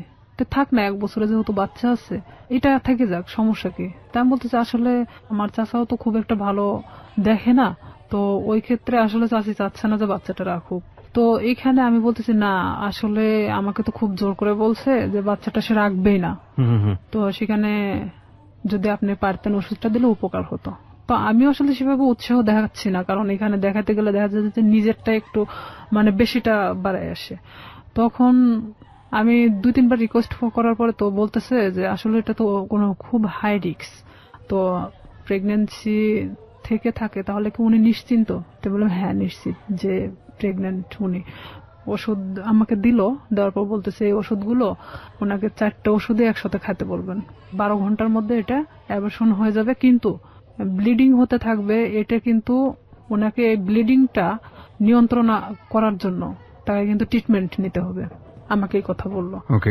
আমার চিন্তা যে আমি খাওয়ার পরে যদি অ্যাবর্শন হয়ে যায় তারপর আমি মারা গেলে যাক, বাঁচি মরি, ওটার কোনো সমস্যা নেই। হ্যাঁ, আমি তখন চিন্তা করতেছি যে যেটাই হোক না কেন আমি যে কোনো ভাবে বোঝাতে পারবো তাদেরকে যেটা আমার নর্মালি এটা আমার হয়ে গেছে। তখন আমি বাড়িতে চলে আসি। বাড়িতে আসার পরে আমি এই জিনিসটা রাত্রেবেলা খাই। খাওয়ার পরে আমার ঠিক রাত 12টা 12:30টার দিকে আমার পেটে অনেক পেন করে, অনেক ব্যথা করতেছিল। আমি কিছুতেই ঠিক থাকতে পারতেছিলাম না। এদিকে আমি তো আমার একা এক রুমে থাকি, আমি অনেক কান্নাও করতেছিলাম, কিন্তু কারোকে আমি বুঝতে দিচ্ছিলাম না তাহলে কতটা কষ্ট পাচ্ছিলাম ওই মুহূর্তের জন্য। তারপরেও আমি বারবার শামীমের ফোন লাগাচ্ছিলাম যে এখনো যদি ওকে আমি ফোনে পাই। ওকে আমি কোনো মতে ফোনে পাচ্ছিলাম না। ওকে ফোনে দিয়ে আপনি কি করবেন? ওকে তো আপনি লাভও করতেন না। আমার রাগ হচ্ছিল প্রচন্ড, যার কারণে আমি ওরে ফোন দিচ্ছিলাম। পরে এভাবে যখন রাত 12টা 12:30টার দিকে আমি বুঝতে পারি যে হয়তো আমার ইয়াটা হয়ে গেছে, তখন আস্তে আস্তে আমার ব্যথাটা কমে আসছিল। আমি যখন বিছানা থেকে উঠে দাঁড়াইছি আমার পুরো এতটাই ব্লিডিং হয়েছে যে বলা চলে যে অনেকটা, কথা বলতে পারতেছি না। পাশের রুমে আমার বড় বোন থাকতো, তো আমার বড় বোনকে একবার ডাক দিলাম, তারা তো গভীর ঘুমে আছে। 2-3 বার ডাক দেওয়ার পরে শুনলো, শোনার পর বলতেছি কি হয়েছে? তো বললাম আমি না খুব অসুস্থ। তা আমি শুধু দরজাটা খুলে দিয়ে চলে আসলাম। আয়সা আমি কোনো মতে ঠিক থাকতে পারতেছি না, আমার পেটের ব্যথাটা নাই, বাট এত পরিমাণ ব্লিডিং হচ্ছে যে আমার শরীর থেকে বলা চলে যে সব রক্ত বের হয়ে গেছে। পরে আমার বড় বোন, ও তো তখন প্রেগনেন্ট ছিল, পুরো প্রেগনেন্ট, তখন বাচ্চা হওয়ার জন্য আমাদের বাড়িতে আসছিল। আমার যে ব্লিডিং হচ্ছে এটা তো অনেক নার্ভাস ছিল যে কেন এটা হলো। তখন ও দৌড়ে গিয়ে মাকে ডাকে, মায়ের রুম থেকে মা উঠে আসে, আমার বাবা উঠে আসে, আমার ভাইও আসে। তখন আসে বলতেছে হঠাৎ এরকম কেন হলো। তো এখানে আমি বললাম আমি জানি না, আমি তো ঘুমাচ্ছিলাম, হঠাৎ আমি এটা মনে হলো যে আমি বাথরুমে যাব, তো ওঠার পরে দেখি যে এই অবস্থা, কিন্তু কেন হয়েছে আমি বলতে পারি না। এই বলার পরে আমি অনেক থরথরে কাঁপতেছিলাম, কারণ আমার শরীরে কোনো রক্ত নাই। তখন আমি আমার মৃত্যুর 1 সেকেন্ড আগে আমি কারোর কাছে ছোট হতে চাচ্ছি না। যে আমি কখনোই যে আমি যে রেপ হয়েছি এই কথাটা আমি কাউকে বলতে চাচ্ছি না, কোনো মতেই না। তখন আমার বড় চাচি আসে, আসার পরে সে বলতেছে যে ওর তো যেভাবে ব্লিডিং হচ্ছে তাতে তো ওকে বাঁচায় রাখা কঠিন হয়ে যাবে। তো আমার মা তো ডিম সিদ্ধ দিল, যে ডিম তো একটা শক্তিশালী জিনিস, দুধ ডিম আমারে খাওয়ানোর চেষ্টা করলো। তো আমি ওই মুহূর্তের জন্য খাইলাম, কারণ ওই মুহূর্তে আর আমার রুচিতে সমস্যা ছিল না। মানে আমার যে একটা খাবার প্রবলেম ছিল, এই প্রবলেমটা তখন ছিল না। পরে আমাকে তো হসপিটালে নিয়ে যেতে চাইলো, কিন্তু আমি কোনো মতে হসপিটালে যাচ্ছি না। যে আমি যদি হসপিটালে যাই, আর ওই যে ডাক্তারের থেকে আমি ওষুধটা নিয়ে আসছি, ডাক্তার বলতে ডিসপেন্সারি থেকে, সেই ডিসপেন্সারিটা ছিল ঠিক হসপিটালের গেটের সামনেই। আমার কথা আমার মৃত্যু হয়ে যাক, কিন্তু আমি কখনোই হসপিটালে যাব না। আমি এক কথায় আমার মাকে বোঝাচ্ছিলাম যে না, ওখানে গেলে আমাকে ইনজেকশন দিবে। আমি মানে ওর সিরিঞ্জকে খুব ভয় পেতাম ছোট থেকেই। মা বলতে কি আমার সবাই জানতো যে আমি সিরিঞ্জ অনেক ভয় পাই। আমি বলতেছি না, ওখানে গেলে ডাক্তার আমাকে ধরে ইনজেকশন দিবে, আমি থাকতে পারবো না, আমি মারা যাবো। তার চেয়ে বরঞ্চ আমি এখানে মারা যাই। আমি কিছুতেই মানে হসপিটালে যেতে ইচ্ছুক না। পরে এর মধ্যে এক ডাক্তারকে নিয়ে আসা হলো, আমার বাবা গিয়ে নিয়ে আসলো। নিয়ে আসার পরে এখনো কিছু বলে নাই যে সেই দিন কি বুঝতে পারছিল কিনা যে আমি কি করছি। সে বলতেছে এটা হঠাৎ করে হওয়ার তো কোনো মানেই হয় না, এটা আসলে টেস্ট করানো দরকার। তখন আমি বলতেছি না, আমি টেস্ট করাবো না। তো বলতেছে কেন? তেমন বলতেছে যে আচ্ছা, এটা সিম্পল একটা জিনিস, দেখবা কাল ঠিক হয়ে গেছে। তখন আমার মা বলতেছে তোর প্রবলেমটা কি, তুই কেন এগুলোকে টেস্ট করাতে চাচ্ছিস না? তাই আমি বলছি হ্যাঁ ঠিক আছে, টেস্ট করাবো, কিন্তু আমাকে যদি কোনো ওষুধ দেয় আমি খাবো, কিন্তু আমাকে যদি কোনো ইনজেকশন দেওয়া হয় আমি কিন্তু নিব না। মানে তাদেরকে আমি শুধু ইনজেকশনের ভয়টা দেখাচ্ছিলাম। তো বলতেছে আচ্ছা ঠিক আছে। তো এর মধ্যে ওই ডাক্তার যে ব্লিডিং কমানোর জন্য যে ওষুধটা দিয়ে গেছে, এটাতেই আমার অনেকটা কাজ হয়েছে। মানে আমি সকালে ঘুম থেকে উঠে দেখি বলা চলে যে আমার ব্লিডিং নাই, মানে আমার কোনো ব্লাড বের হচ্ছে না। তখন আমি মাকে বললাম, মা আমার তো আর কোনো সমস্যা হচ্ছে না, তো আমার তো আর হসপিটালে যাওয়ার দরকার নেই। তো মা বলতেছে যে তাহলে তো ভালো হয়ে যাচ্ছিস, তাহলে এ ওষুধই খা। তো আমি ওইভাবেই প্রায় 1 মাসের মতো আমি অনেকটা অসুস্থ ছিলাম, মানে উঠে দাঁড়াতে পারতাম না, বসতে পারতাম না। তারপরেও মানে আমি দেখাচ্ছিলাম যে আমি অনেকটা সুস্থ, কিন্তু আমি শারীরিকভাবে ভিতর থেকে খুবই অসুস্থ ছিলাম। তখন আস্তে আস্তে যখন আমি আগের পর্যায়ে আবার ফেরত আসি, আমি সবকিছু ভুলে যাওয়ার চেষ্টা করি। কিন্তু শামীম আবারও যখন দেখলো যে আমি স্বাভাবিক ভালো মানুষ, নিজের মতো করে চলতে পারতেছি, তখন ও কি করলো, আমাকে আবার ফোন দেওয়া শুরু করলো। আমাকে আবার ফোন দেয়। আমি তখন এক ধরনের অনেক বকাবাজি করি, তুই আমাকে কখনো ফোন দিবি না। তখন আমি ওকে তুই তুকারি করে কথা বলতাম যে তুই আমাকে কখনো ফোন দিবি না, আর যদি ফোন দিস আমি এই বিষয়গুলো কিন্তু সবাইকে বলে দেব। তখন ও বলে কি যে তুই কি বলবি, তোর যে ভিডিও আছে আমার কাছে এটা তুই জানিস। আমাকে ঠিক এইভাবে বলা হয় যে সেদিনকার ঘটনা যে আমার কাছে ভিডিও আছে আমার ফোনে, তুই কি এটা জানিস? আমি মানে ক্রমশ মানে নিজের সাথে মানে যুদ্ধ করতেছি মনে হচ্ছে আমার মধ্যে একটা গেরিলা যুদ্ধ শুরু হয়েছে। তখন আমি অনেকটা শর্ট হয়ে যাই যে আসলে এটা কি হচ্ছে, আমি কি একটা করে সমস্যা আমি এভাবে সমাধান করবো আর একটা করে সমস্যা আমার সামনে এসে দাঁড়াবে? আমি ওকে বলি যে শামীম, এটার বিনিময়ে তুমি কি চাও? আমাকে ভিডিওটা দিয়ে দিতে হবে। তো বলতেছে তার বিনিময়ে আমি যখন যেভাবে চাইবো তখন তোকে সেইভাবে আসতে হবে। আমি বলি এটা অসম্ভব, কারণ আমি যখন অনেকটা কষ্টের মধ্যে ছিলাম, প্রেগনেন্ট ছিলাম, তখন একটা বারের জন্য আমার পাশে এসে দাঁড়াও নাই। আমি এই জিনিসটাকে কিভাবে সমাধান করছি পুরোটা আমার নিজের মতো করে। সেখানে যদি একবারের জন্য ফ্ল্যাশ হতো তখন কি হতো? আসলে এখানে মূল উদ্দেশ্য আর একটা ছিল যে ওকে না পছন্দ করার। ওর অনেক মেয়ের সাথে সম্পর্ক ছিল, যেটা আমি জানতাম, আমার ভাই অনেক সময় গল্প করতো, যার কারণে ওকে আমি অ্যাকসেপ্ট করতাম না। তাছাড়া এত কিছুর মাঝখানে আমি ওকে অ্যাকসেপ্ট করাটাই স্বাভাবিক ছিল, কিন্তু আমি ওর ঘটনা জানতাম যে ও এরকমই মানুষের সাথে করে, যার কারণে আমি ওকে পছন্দ করতাম না। তখন ও বলে কি, তুই যদি কালকে সকালে আমার বাসায় না আসিস আমি তাহলে তো কিন্তু এই ভিডিওটা দেখবি যে কালকে বিকেলবেলা সবার হাতে চলে গেছে। আমি একবার ভাবতেছিলাম যে আমি কি আমার ফ্যামিলিকে কথাটা জানাবো, আবার এটাও ভাবতেছিলাম যে এটা কিভাবে সম্ভব আমি এই কথাগুলো তাদেরকে বলবো। আর আমার লাইফে তো আমার অনেক বড় হওয়ার দরকার, যেখানে আমি থেমে যাবো এখানেই। হয়তো আমার পড়াশোনা হবে না, হয়তো মানুষ আমাকে নিয়ে বিভিন্ন ধরনের কথা বলবে। আমি কিভাবে সম্ভব যে আমি সামনের দিকে আগাবো? তখন সবকিছু নিজেকে যেভাবেই হোক না কেন আমি বলি যে হ্যাঁ আমি তোমার কথা শুনবো, কিন্তু আমাকে ভিডিওটা দিয়ে দিতে হবে, কিন্তু কোনো কপি রাখা যাবে না। তো আমাকে বলে যে ঠিক আছে আমি দিয়ে দিব, কিন্তু কিছুদিন পর, আগে দেখি যে তোমার মতিগতিটা কি। তখন নেক্সট টাইম আমি ওর বাসাতে আরেকবার যাই। যাওয়ার পরে তখন আমি বিভিন্ন কৌশলে চেষ্টা করি ওর থেকে ভিডিও, আমি ওকে বোঝাতে চাই যে আসলে এক পর্যায়ে ওকে আমি পছন্দ করে ফেলছি। তখন ওকে আমি এভাবে বলি যে ঠিক আছে ভিডিওটা আমাকে দেখাও, আমি নিব না, বাট আমাকে দেখা, প্রয়োজন হলে তুমি আরো ভিডিও করো, সমস্যা নেই, কারণ এখন আমি তোমাকে পছন্দ করি। আমি তাকে ঠিক এভাবে বোঝাচ্ছিলাম যে আমি ভিডিওটা যে কোনো কৌশলে নিতে চাচ্ছিলাম। তখন এক পর্যায়ে ওর বাসাতে আমি 2 থেকে 3 বার যখন যাই, যাওয়ার পরে ওর এক ধরনের হয়তো বিশ্বাস হয়ে যায় যে আমি হয়তো তাকে পছন্দ করি এখন। তখন সে কি করে, ভিডিওটা একদিন আমাকে দেখাচ্ছিল, মানে তো সেদিন ওর বাসাতে ওর মা আছে, কিন্তু আমি পিছন দরজা দিয়ে ঢুকছি, আমাকে কখনো ভিতরে কথা বলতে দিত না। তো ভিডিওটা যখন আমি দেখছিলাম, ওর মা তখন মানে রুমে নক করতেছিল, তখন ও আমাকে বলে কি যে তুমি ওই পাশে ওয়ার্ডরোবের ওই পাশে দাঁড়াও, আমি দরজাটা খুলি। তখন ও ঠিক দরজাটা খুলে ওর মার সাথে কথা বলে, ও ফোনটা আমার কাছে রেখে চলে যায়। ওর মার সাথে যখন কথা বলতেছিল তখন আমি ফোন থেকে আমার মেমোরি কার্ডটা বের করে নিই, ও তখন আমি বুঝতে দেইনি, কিন্তু আমি জানতাম না যে ও সেটা কপি করে অন্য কোথাও রাখছে। মানে এটা যে শুধু ওর কাছে একটা না, কপি করে অন্যান্য জায়গাতে বসে রেখেছে। হ্যাঁ, অন্য অন্য ওর মেমোরি কার্ডেও ছিল। কত সালের ঘটনা এটা আপনারা? এটা ওই 2007-এর শেষে, 8-এর দিকে। 2007 কিংবা 8 আমি যতদূর জানি যে আইসিটি যে নিয়ম নীতি বা আইন বা অ্যাক্ট সেগুলো কিন্তু হয়নি। হ্যাঁ, আইন সম্পর্কে অতটা আমার ধারণা ছিল না, আর আমি তো অনেক ছোট ছিলাম তখন, সাথে তখন আমি 8-এ পড়ি। রাইট, ওকে। কপিটা নিয়ে আসার পরে ও তখন যখন মানে ফোনটা দেখছে যে ওর ফোনে মেমোরি কার্ড নাই, তখন আমি চলে আসার পরে দেখছে যে ওর ফোনে মেমোরি কার্ড নাই, তখন আমার বলতেছে যে তুমি কি মনে করো নিজেকে খুব চালাক, আমাকে এভাবে বলতেছে। আমি বললাম কেন? তো বলতেছে যে তুমি মেমোরি কার্ডটা খুলে নিয়ে গেছো।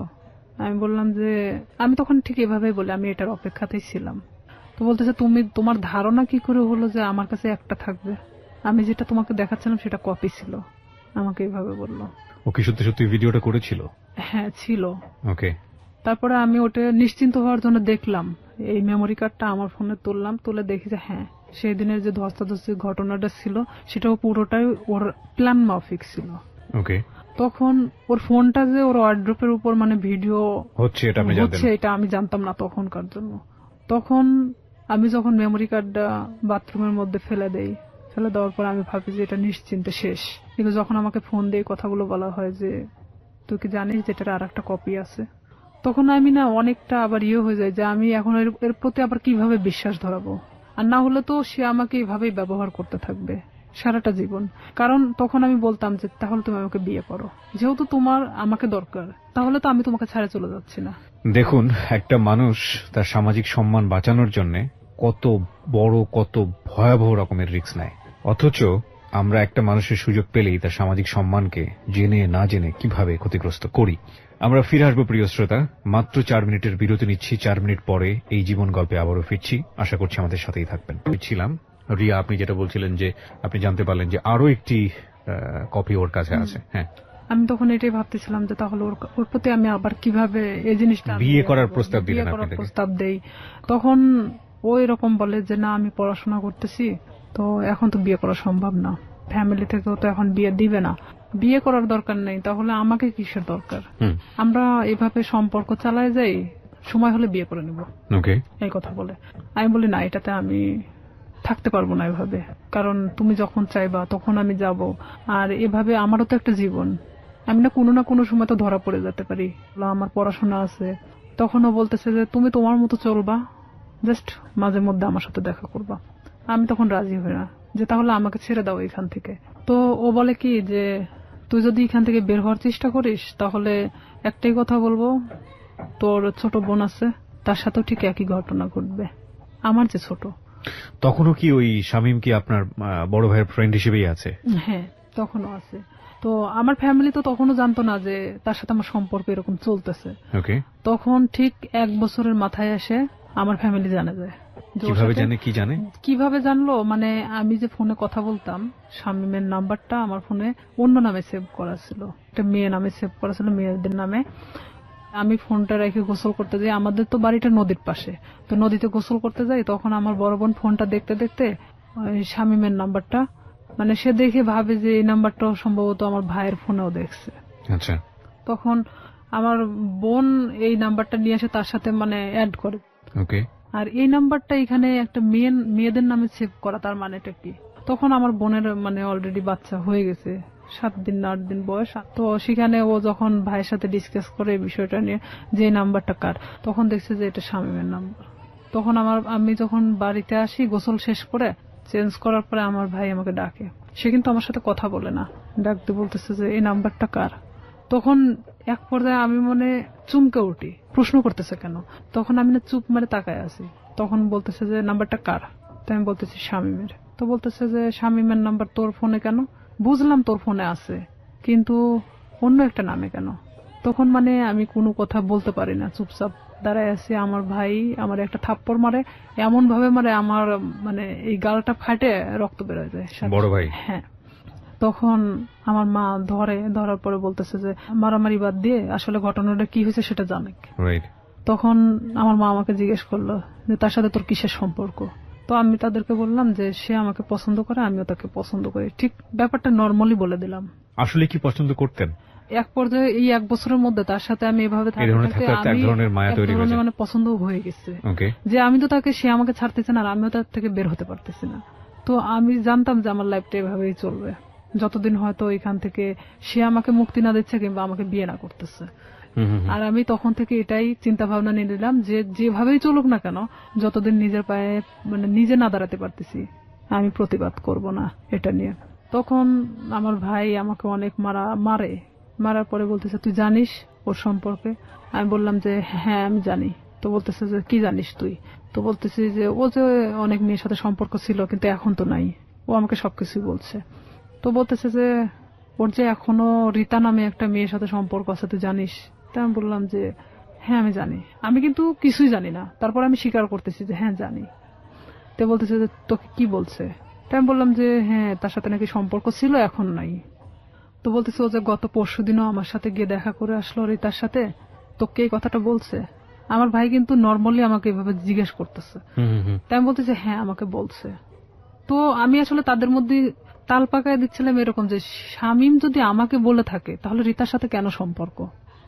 তাহলে শামীম আমার সাথে তাহলে এ ধরনের কি ধরনের খেলা খেলতেছে? তখন আমার ভাই বলে যে তুই আরো একটা বিষয় শুনে রাখ, শামীমের সাথে তুই সম্পর্ক রাখিস না।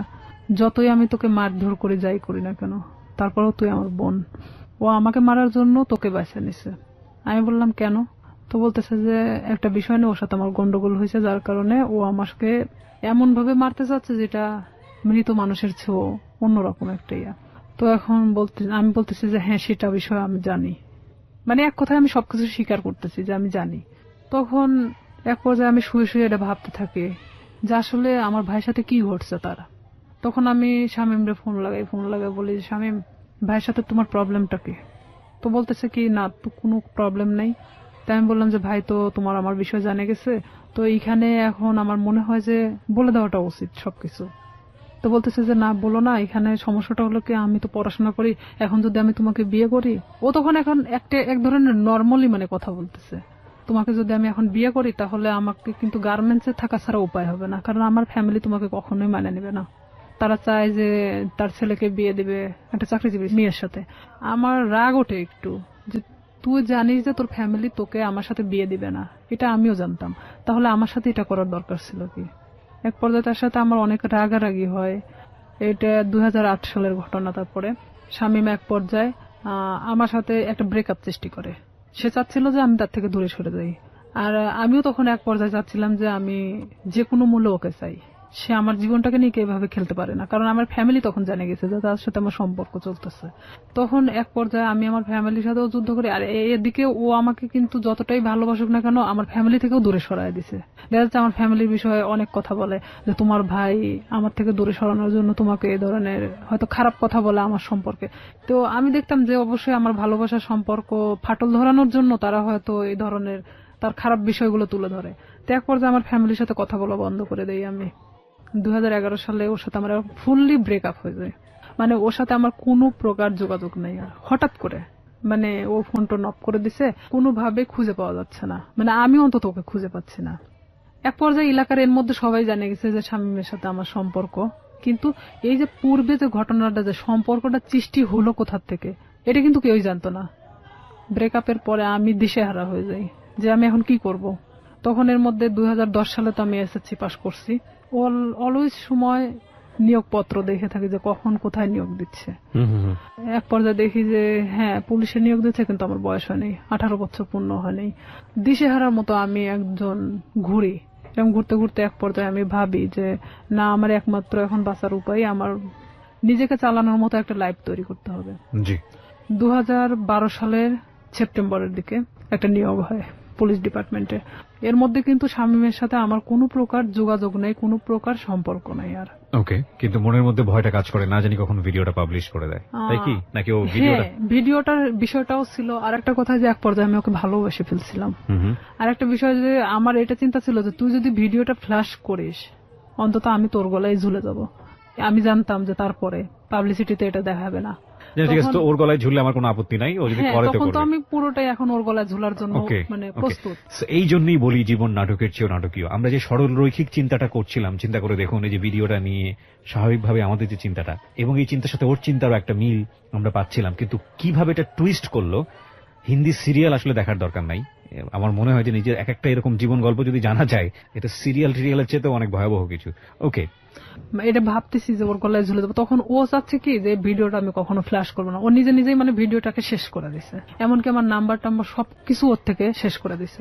এক পর্যায়ে ওর নাম্বার টাম্বার যখন সব চেঞ্জ করে নিছে, তখন তো ওর সাথে কোনো যোগাযোগের কোনো ইয়ে নাই আমার। আমি তখন দিশেহারা একটা যে আমাকে এখন আমার লাইফের দিকে আগাতে হবে, যেভাবে হোক আমি একটা সরকারি চাকরি করব। 2012 সালে যখন এই সেপ্টেম্বরের দিকে এই নিয়োগটা হয়, আমার ভাই চাচ্ছিল না যে আমি পুলিশ ডিপার্টমেন্টে আসি, কারণ ও অনেক আগেই কিন্তু ডিপার্টমেন্টে যোগদান করছে। আমার ভাই না চাওয়ার কারণ একটাই, সে চাচ্ছিল যে আমি যদি পুলিশে ঢুকি নিশ্চিত আমি শামীমকে বিয়ে করব। আর আমার ভাই কোনো মতেই শামীমকে মানে নিতে পারতেছিল না। তাতে আমাকে ত্যায্য করতে তারা রাজি আছে, কিন্তু শামীমকে কোনো মতে তারা মানতেছে না, কারণ ও এর আগেও আমার ভাইয়ের জানা মতো অনেক মেয়ের সাথে এই ধরনের ঘটনা ঘটাইছে। কিন্তু আমার সাথে কি ঘটনাটা ঘটছে এটা তো আমার ফ্যামিলির এমনকি কেউই জানতো না। তখন আমার বাবাকে বললাম যে অমুক দিন তো নিয়োগ, তা আমি তো দাঁড়াতে চাচ্ছি।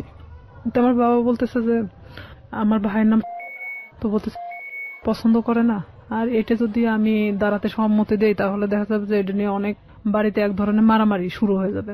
তাই আমি বললাম যে যা হয় হবে, আপনি যদি আমাকে টাকা দেন দিবেন, না দিলে আমি এমনিতেই যাব, কারণ আমার তো কোনো লোক ধরা নাই, আমি শুধু যাব এই টাকাটাই চাচ্ছিলাম। তখন আমার বাবা আমাকে 2000 টাকা দেয়, আমি ওই টাকা নিয়ে পাবনা চলে যাই দাঁড়াতে। এক ইয়েতে আমাকে সিলেক্ট করে, কারণ আমি 5 ফিট 9 ইঞ্চি আর আমি একটি স্ট্রং বডির মানুষ।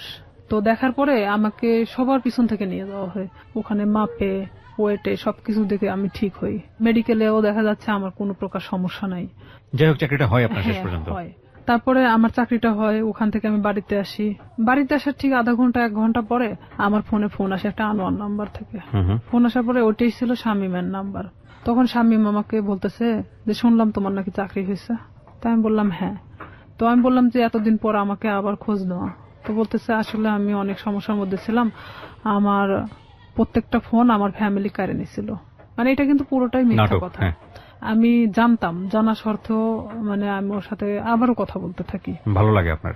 হ্যাঁ, যেহেতু আমি ওকে মনে প্রাণে চাচ্ছিলাম, আমি আবার ওর সাথে কথা বলতে থাকি। আমি এর মধ্যে ট্রেনিং এ চলে যাই, ট্রেনিং শেষ করি, ডিস্ট্রিক্টে যখন জয়েন্ট করি। এর মধ্যে ব্যারাক সিস্টেম, ব্যারাকে কিন্তু আমরা একটা ব্যারাকে অনেক মানুষ থাকি, সেখানে আপনি ফোন এখানে রেখে যেতে পারেন, বাথরুমে যাচ্ছেন, কোনো একটা কাজে বাহিরে যাচ্ছেন, ফোনটা রেখে গেছেন। তো এখানে আমার পাশের বেডের একটা মেয়ে এই শামীমের নাম্বারটা নিছে, আমি জানতাম না। এখন কন্টিনিউ তার সাথে সে কথা বলে, আমি কোথায় যাচ্ছি, কি করতেছি সব আপডেট দেয়। হ্যাঁ, সে জানতো। আমি খালি ভাবতাম যে এটা অলৌকিক ঘটনা, যে আমি কই গেছি, কোন ড্রেস পরে গেছি, সে কিভাবে জানে। ওকে। তার সাথে কিন্তু আবার তাদের মধ্যে একটা ভালোবাসার সম্পর্ক সৃষ্টি হয়ে গেছে সেই মেয়েটার সাথে। পরে আমি তো ওকে বারবার বলি যে দেখো আমি তো চাকরি করি, এখন আমাকে বিয়ে করো। এখন সে কিছুতেই তখন বিয়ে করতে রাজি না। এটা 2013 ঘটনা। 13 শেষের দিকে আমি ছুটি আসি বাড়িতে। আমি ওকে ফোন দিয়ে বলি, আমি এর মধ্যে কিন্তু অনেক গন্ডগোল হচ্ছে ওর সাথে, মানে আমি বিয়ের কথা বলি, সে কিছুতেই বিয়ে করতে চায় না। এদিকে আমার ফ্যামিলি তো মানে শামীমকে নিয়ে তো খুব একটা ডিস্টার্ব ফিল করতেছে। তো আমি এদিকে ওকে বারবার চাপ দেওয়া সত্ত্বেও আমাকে কিছুতেই মানে বিয়ে করতে চাচ্ছে না, তো চাচ্ছেই না। তখন আমি বলি ঠিক আছে আমি বাড়িতে আসতেছি, যা করার করব। এই কথা বলে আমি বাড়ি চলে আসি। ফোন দিলাম, ফোন দিয়ে বলতেছি যে আমি তোর সাথে দেখা করতে চাই। ও আমাকে বলে যে আমি দেখা করতে পারবো না। তাই আমি ডিরেক্টলি ওর বাড়িতে চলে গেছি এই ফোনে কথা বলতে বলতেই। কারণ তখন আমি যখন পুলিশ ডিপার্টমেন্টে আসি তখন আমার সাহসটা ছিল অন্যরকম, কনফিডেন্স বেড়ে গিয়েছে। হ্যাঁ, আর আমি তখন চাকরিজীবী একটা মেয়ে।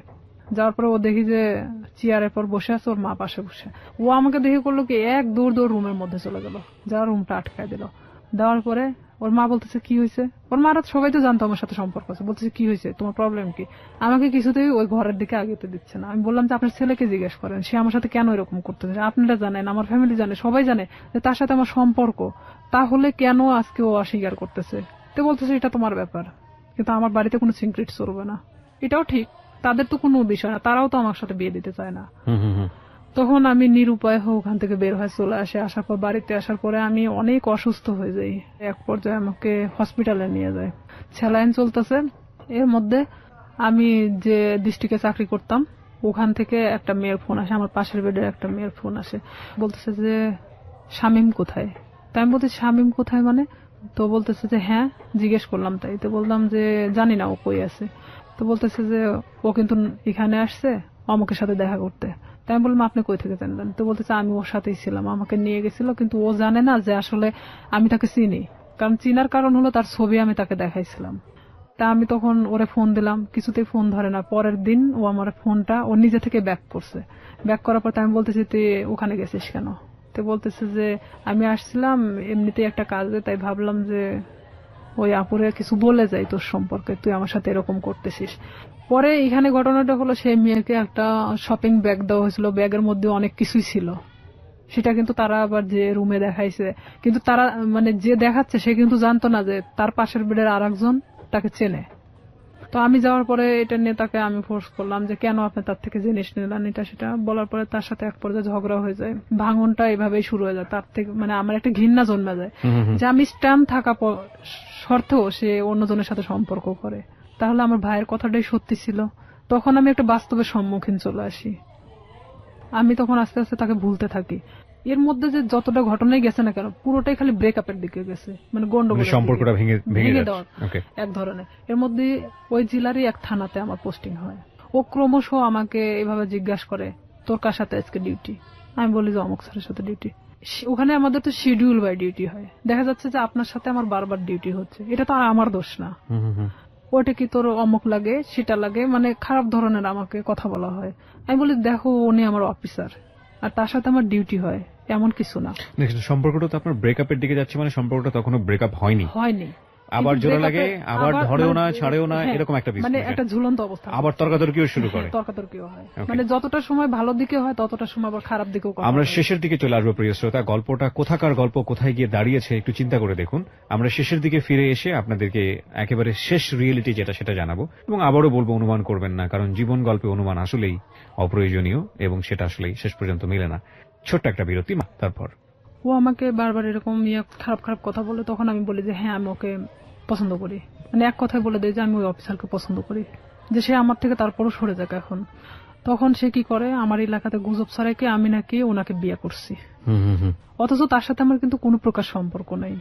তখন সেই এলাকায় ছড়াই দেয় যে আমি নাকি এরকম আমাদের ডিপার্টমেন্টের একজনকে বিয়ে করছি। এই লোকও আস্তে আস্তে এই জিনিসটা জানা যায় যে সে এরকম ইয়ে করতেছে, কারণ তার সাথে আমি অনেক বিষয় নিয়ে ডিসকাস করতাম আগে থেকেই। তখন এই ব্যাপারটা এমন ভাবে দাঁড়ায় যায়, সে আমার এলাকার মধ্যে এমন ভাবে গুজব ছড়ায় দেয়। তখন ওর বিষয়ে আমি বাড়িতে এসে আমার ফ্যামিলিকে পুরো ঘটনা তখন বলি। বলার পরে আমরা থানাতে যাই, থানাতে গিয়ে আমাদের যে অফিসার আছে অফিসারের সাথে কথা বলে এটা বিষয়ে আমরা একটা পদক্ষেপ নেই। নেওয়ার পরে ও তো বাড়ি থেকে পালায় যায়, ওর ফ্যামিলির লোকজনও কেউ ছিল না, কারোকে ধরতে পারে না। পরে স্বামীকে ফোন দেওয়া হয়, মানে স্যার ফোন দেয়, ফোন দিয়ে বলে থানায় আসার জন্য। তো সে এক কথায় যে সে নিরুদ্দেশে, জীবনেও মানে তাকে ধরা ছোঁয়ার বাহিরে, এক কথায় এরকম। আপনি কি মামলাটা করেন নাকি শুধুমাত্র মামলা হয়? জিডি করি। জিডি করেন আপনি? আচ্ছা। আমার কথা যে সে আমার জীবন থেকে সরে গেছে, চলে যাক, সমস্যা নেই, অন্যের উপর দোষ চাপাচ্ছে কেন। পরে সে আমার কাছে অনেক ফোন দিয়ে ক্ষমা টমা চায় যে আমি জীবনে তোমার লাইফ সম্পর্কে কিছু বলবো না, যা হয়েছে হয়েছে, তুমি ইয়েটা উঠায় নাও। তো একদিকে দেখা যায় যে ভালোবাসার ক্ষেত্রে আমি তুলেও দেই সেটা। পরে এটা নিয়ে যার কথা বললাম, যে অফিসারের কথা, এক পর্যায়ে সে আমাকে বিয়ে করতে চায়, যেটা সবাই জানে গেছে। ঠিক আছে আমি তোমাকে বিয়ে করব। সে কিন্তু ডাইরেক্ট সাব ইন্সপেক্টর। আমি জানতাম যে সে বিবাহিত না, সে এতদিনও আমাকে কিন্তু বলতো সে বিবাহিত না। ওকে, যেই ভদ্রলোকের কথা আপনি বলছেন তার সঙ্গে আপনার একটা রটনা চারদিকে হয়েছিল। চারদিকে মানে এটা শুধু শামীম ঘটাইছিল। ওকে, তো উনি রাজি হয়েছিলেন এক পর্যায়ে আপনাকে বিয়ে করার রাজি জন্য? হয়েছিলেন এভাবে যে তার সাথে আমার এর মধ্যে কিছুটা মানে সম্পর্ক এভাবে গড়ে ওঠে যে শামীম যখন এভাবে ছড়াচ্ছিল তখন আমার ডিপার্টমেন্টাল দিক থেকেও ওই যে মেয়েটার সাথে ওর কানেকশন ছিল, সে আবার আমার ডিপার্টমেন্টে এভাবে ছড়াচ্ছে যে আমি তাকে বিয়ে করছি। তা আমার ডিপার্টমেন্টে অনেকেই জানতো যে আমি তাকে বিয়ে করে ফেলছি। তো সেখানে দেখা যাচ্ছে সে আমাকে এক কথায় বলে দেয় যে যেটা ঘটে গেছে তাহলে আমি তোমাকে বিয়ে করবো। ওকে, সো আপনি বিয়ে করেন এক পর্যায়ে? এক পর্যায়ে আমি তাকে আমার ফ্যামিলির অনুমতি নিয়ে বিয়ে করি। আমি বলি এটা আপনার জন্য একটা ভালোই প্রস্তাব ছিল আমি বলবো।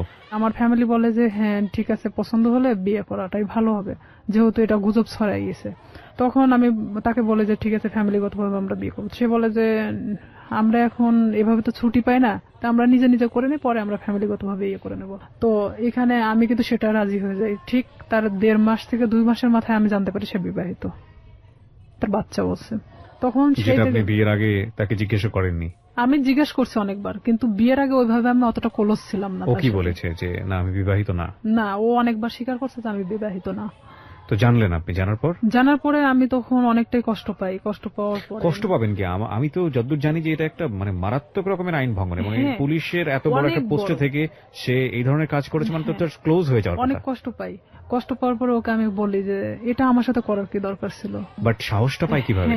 সে সাহসটা পাইছে এভাবেই যে একটা ছেলে আমাকে এভাবে হ্যারাস করতেছে, তার সম্পর্কে তো আমি তার সাথে ডিসকাস করতাম। সেটা তো অন্য হিসাব, এটা তো ইনফরমাল হিসাব। কিন্তু ফর্মালি তো যদি যায় তাহলে তো চাকরি থাকবে না। সে এটাই ভাবতেছিল মেয়েটা তো এত কিছুর পরেও যেহেতু প্রকাশ করে নাই, তাহলে আমার ব্যাপারটাও হয়তো ওইভাবে প্রকাশ করবে না। ওকে, কিন্তু তার ফার্স্ট ওয়াইফ তো ঝামেলা করতে পারে, কনফিডেন্স এরকম ছিল। আচ্ছা, তখন এরকম যখন আমি দেখলাম যে না আইনার সাথে আমার সংসার করা সম্ভব না, তখন আমি কিভাবে আমার ফ্যামিলিকে বলবো আবার যে আমি বিয়ে করার পরে এখন সংসার করতে চাচ্ছি না। সম্ভব না কেন ভাবলেন? শুধু এই বিয়েটা সম্ভব না মানে তার বাচ্চা আছে, 2টা বাচ্চা, অলরেডি 2টা বাচ্চা। ওয়াইফের সঙ্গে কথা হয়েছিল? প্রথম ওয়াইফের সাথে আমি কথা বলছি। কি বলেন উনি? প্রথম ওয়াইফ জানতো বিষয়টা? ওনার প্রথম ওয়াইফ জানতো বিষয়টা কিরকম। ইনার সাথে যখন সম্পর্কটা হয়, বাট বিয়ে না এমনিতেই, তখন উনি আমাকে বলতো আমার ভাবির সাথে কথা বলো। আপনাকে ওনার ভাবির সাথে কথা বলতো? মানে ওনার ভাবি মানে ওনার ওয়াইফ ওনার ভাবি সাজতো। তাহলে কি এখানে দেখা যাচ্ছে না যে ওনার ওয়াইফ ব্যাপারটা জানতো?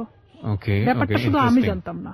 ভাবির সঙ্গে কি বিষয়ে কথা বলতেন? বিয়ের বিষয়ে কথা বলতাম। আমি বলতাম যে আমি তোকে পছন্দ করি, বলে যে হ্যাঁ পছন্দ। সে তো আমাকে বলে যে তুমি ওকে পছন্দ করো, মানে অনেক বিষয় নিয়ে। আসল কথা এক কথায় যে একটা প্রেমিক প্রেমিকার মধ্যে একটা ভাবি আসলে যা হয়, সে সবকিছু একটা ওয়াইফ হলে তো কখনো মানা সম্ভব না আমার মতে। মানে ওনার ওয়াইফের সঙ্গে কথা হতো ঠিকই, কিন্তু আসলে আমি জানতাম ওনার ভাবি হিসেবে, এবং উনিও সেটাই বলতো যে আমি ওনার ভাবি হই। ওনার বাচ্চাদের সাথে আমি কথা বলতাম, কারণ আমি জানতাম যে ওনার ভাইয়ের বাচ্চা এগুলো। এক পর্যায়ে সে যখন আমি সংসার করব না, তখন বলে যে কেন করবা না, আমি কি এমন একটা কথাই তো ভুল বলছি, তো আমার তো তোমাকে পালার মতো সামর্থ্য আছে। সেটা আমাকে অনেক কিছু বোঝায়। তাই আমি বলি ঠিক আছে তাহলে আমি বাচ্চা কাচ্চা নিয়ে নেই, যেহেতু আমারও তো একটা লাইফ আছে। সে বলে যে না এখন বাচ্চা নিতে হবে না, এটা সেটা, মানে সে কোনো প্রকার আমাকে বাচ্চা নিতে দিবে না। তার মানে তখন কি আমি এটা বুঝবো না যে আমার লাইফের যত টাকা পয়সা আছে তারা আমার দিক গ্রাস করানোর চেষ্টা করতেছে। ক্রমশ সে আমার দিকে মানে টাকা পয়সা সবকিছু থেকে মানে আমার থেকে চাইতে শুরু করে।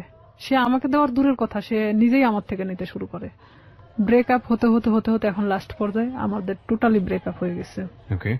এই পর্যায়ে সেই ব্রেকআপের পরে শামীম এসে করতেছে কি, আমার বিভিন্ন ফেসবুক আইডি খুলতেছে, বিভিন্ন ছবি আপডেট করতেছে, মানে যেখানে আমি কখনো ফেসবুক চালাই না সেখানে দেখা যাচ্ছে ফেসবুক চালানো হচ্ছে।